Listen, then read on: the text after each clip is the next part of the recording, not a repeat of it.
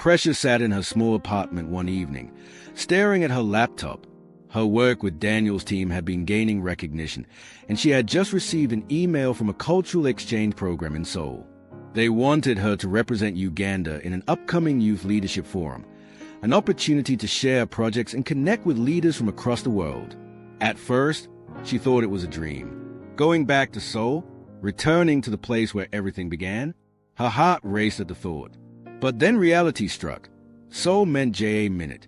She closed her laptop and pressed her palms against her face. Part of her longed to see him again, to demand answers for his silence, to see if the boy she loved was still waiting for her. But another part trembled with fear. What if he had chosen Sejin? What if he looked at her as a stranger? The next day, she told Daniel about the invitation.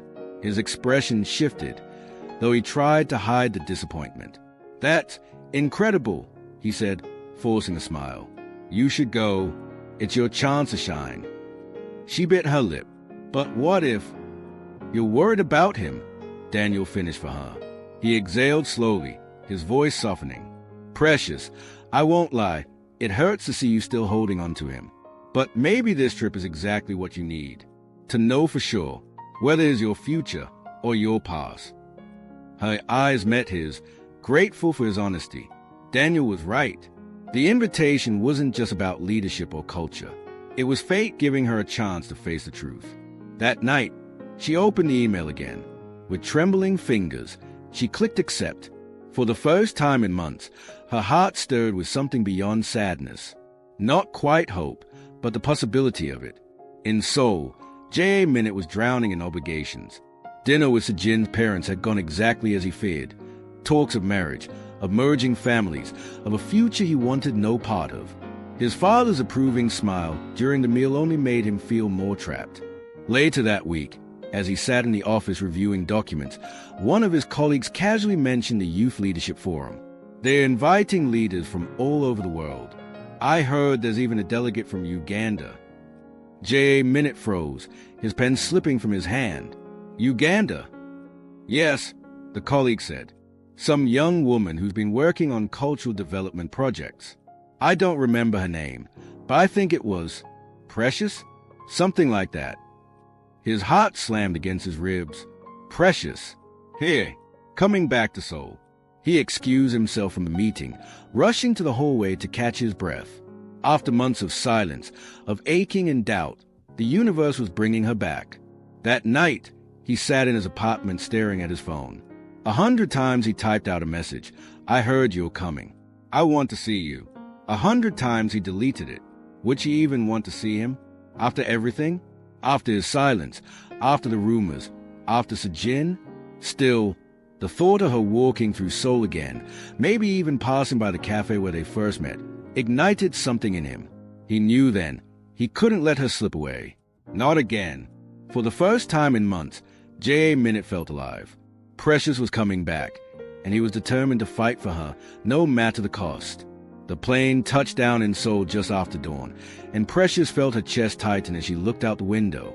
The skyline shimmered in the early light, the city both familiar and foreign all at once. She had dreamed of this place for years, but now the dream was clouded with memories of J.A. Minute, of promises under cherry blossoms, of heartbreak that still stung. At the airport, she was greeted by a staff from the Youth Leadership Forum, who handed her a welcome packet and drove her to a hotel near the conference center. As a car sped through the bustling streets, her eyes caught glimpses of everything she had once adored. Neon-lit cafes, hanok rooftops nestled between skyscrapers, and street vendors selling tteokbokki. It was beautiful, but her heart wouldn't let her enjoy it fully. That evening, she took a walk alone. The crisp air carried scents of roasted chestnuts and fresh coffee.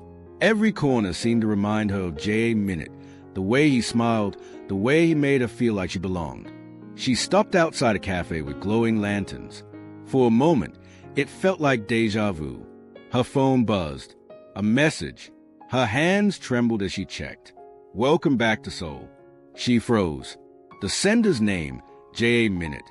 Her knees weakened. He knew she was here. She typed a reply but erased it 3 times. What could she even say? Did she still trust him enough to meet? Finally, with shaky fingers, she sent, "We need to talk." That night, as she lay in her hotel bed, her heart refused to rest. Tomorrow wasn't just about the forum anymore. Tomorrow meant facing the boy who had once been her everything and deciding whether he still was. The next afternoon, after her first panel of the forum, Precious walked out of the conference hall, her pulse racing. She had agreed to meet him at a small park nearby, neutral ground, quiet and open. When she arrived, the winter sun filtered through bare branches. Her breath came in shaky puffs as she scanned the park. Then she saw him. J.A. Minute stood near the fountain, hands shoved into his pockets, his figure both achingly familiar and intimidatingly distant. He looked older somehow, sharper in his suit, but his eyes, when they found Hayes, softened instantly.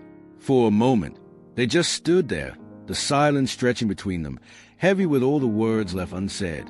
Finally, he took a step forward. Precious. His voice cracked on her name. Her throat tightened. It's been a long time. He nodded, his eyes glistening. Too long. And I'm sorry. For everything. For the silence. For making you doubt. I should have fought harder. She crossed her arms, not out of anger, but to steady herself. Do you know what it felt like? Waiting, hearing nothing, wondering if I mattered at all. His chest rose and fell as he swallowed hard. You mattered, every single day. I was afraid.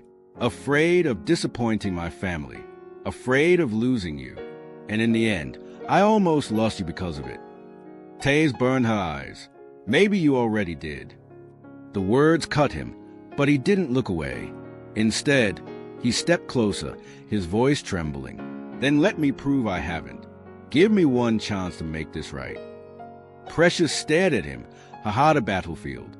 Part of her wanted to run into his arms, to let the months of pain dissolve. But another part still carried the scars. And so, standing in that soul park, they weren't lovers. Not yet. They were two souls deciding whether their story still had a future. A quiet settled between them, not heavy, but final. The sun was dipping low when J.A. Minute spoke again. I heard you got accepted to study abroad. Yes, she said softly. A master's program in international law at the University of Cape Town. It's been my dream for years. That's amazing, he said, his voice tinged with pride. You always talked about wanting to fight for people's rights. Now you'll actually do it. She turned to him, eyes glistening. I'll try. It's a 2-year program. I leave next week. He hesitated. Cape Town's far. I know, she whispered. But maybe distance is what we both need to grow, to find ourselves. He nodded, swallowing hard. So this is goodbye. For now, she said gently. Maybe one day our paths will cross again. But right now, I need to focus on who I'm becoming. He looked at her for a long moment, memorizing her face, then reached into his jacket pocket. Hey! It was a small silver pendant, shaped like a hanbok knot, the same one he'd once told her symbolized connection that endures through time. So you remember that someone halfway across the world believes in you. Her voice trembled. Thank you. They stood, the air thick with unsaid words. She wanted to hug him, but she knew as she did, she might not have the strength to walk away. So she simply said, Goodbye, J. Minute. And he replied, Goodbye, Precious. Go make the world see you. 1 week later, the plane doors closed, and Precious looked out the window as the lights of Kampala faded beneath the clouds. Her heart was heavy, but a new kind of peace filled her chest, one that whispered this is just the beginning. Cape Town greeted her with sea breeze and mountains wrapped in mist. The city felt foreign and alive, full of stories waiting to be lived. She promised herself she would make J. Minute proud, and more importantly, make herself proud.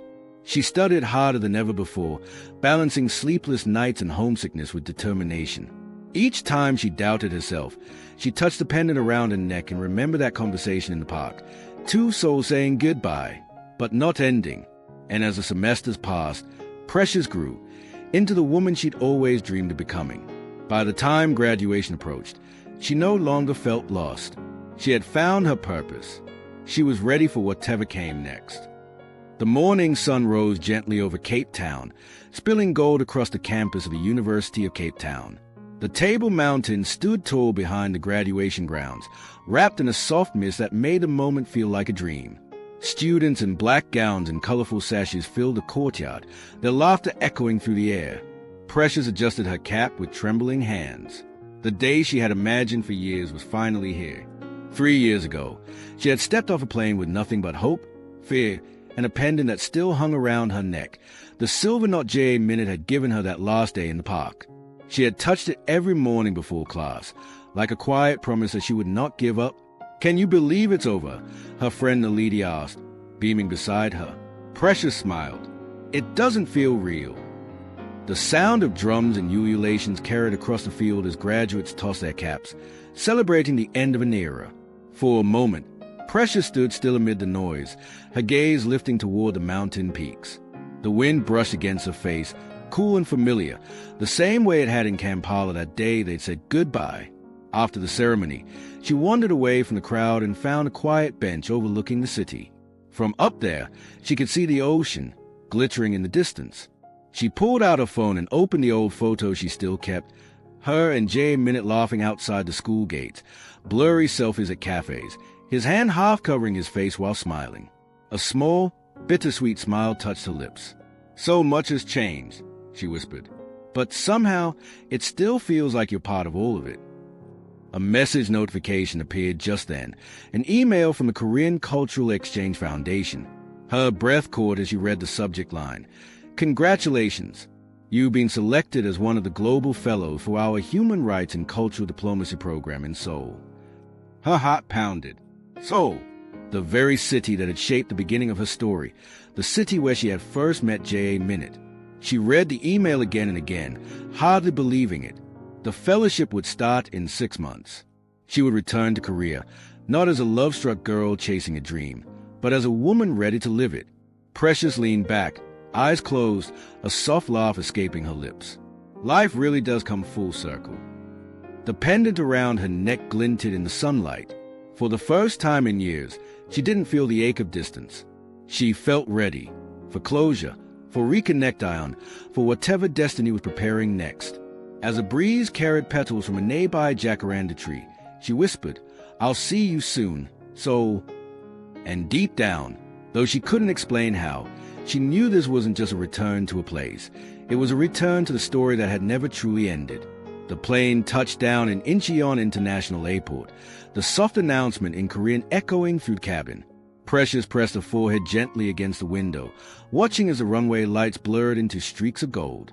It had been almost 4 years since she last stepped foot in Korea. The air felt charged, not just with memory, but with destiny.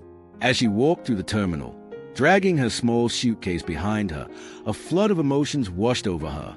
The sounds, the smell of roasted coffee, the rhythmic language around her, everything brought back flashes of past.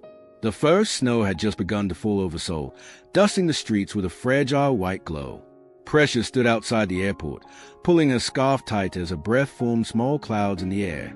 She looked up at the skyline. The city she once only knew through JA Min's stories now felt like familiar friends she was meeting again after years apart. Her fellowship began at the Korean Cultural Exchange Foundation, a sleek glass building near the Han River. Her first day was a whirlwind. Meetings, introductions, and a tour of the cultural program she would help coordinate. It felt surreal, like every decision she had made since that park had led her right here. That evening, she took a walk through Hongdae, where street musicians played guitar under glowing lanterns. She paused by a small cafe, the kind with steamed windows and quiet music, and smiled at the thought of how much JA Minute would have loved this place.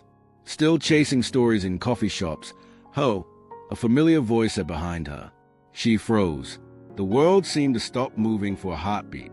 Slowly, she turned, and there he was, JA Minute, older, a little taller, his hair slightly longer, but the same warm eyes that once knew every secret she carried.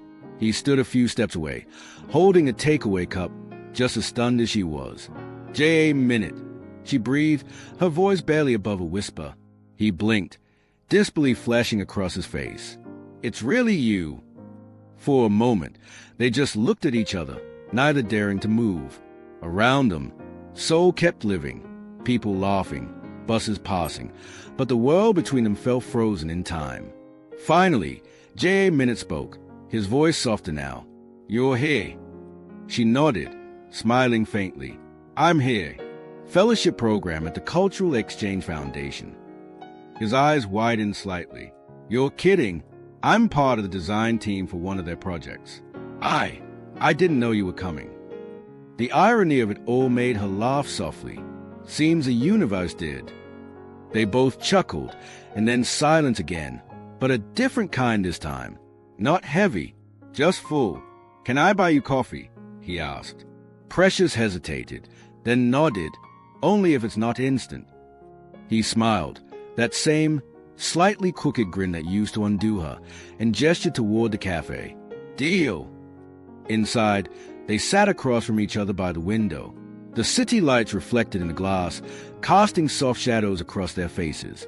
For a while, they talked about everything except the past, her studies in Cape Town, his work designing cultural exhibitions, the places they'd both been. But when he mentioned Uganda, her chest tightened. "You know," he said, stirring his coffee slowly, "I went back once. To that park. It didn't feel the same." Her gaze softened. "I did too. Before I left. That was the last time I saw you." He nodded, eyes distant. "I never thought we'd meet again like this." "Me neither," she whispered. "But I'm glad we did." Outside, the first snowflakes began to fall harder, sticking to window pane like tiny white stars. For a long time, neither spoke. There was no need to. The silence wasn't a wound anymore. It was a bridge. As they left the cafe, walking side by side under a shared umbrella, Precious felt something she hadn't felt in years. Peace. This wasn't the same love they had lost. This was something deeper, quieter, reborn. And as they crossed the street, soul glowing around them, she thought to herself, some goodbyes are just the start of another hello.